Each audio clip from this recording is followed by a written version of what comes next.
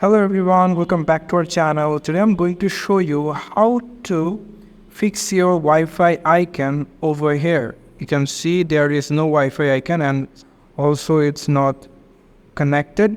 So how are you going to fix it into your Windows 11 or 10? I'm going to show you. So let's get started. So first we have to go for our search options. If you are in Windows 10 or 11, just search for settings and click on it. After your settings panel will be open, and then you need to come over this network and internet section, and then you need to scroll down a little bit and you have to come over these advanced network settings. Click on that and then you will come over this network adapter settings, and you can see my Wi-Fi is disabled. You can see. So if you click here, and you can see you can also rename it this adapter.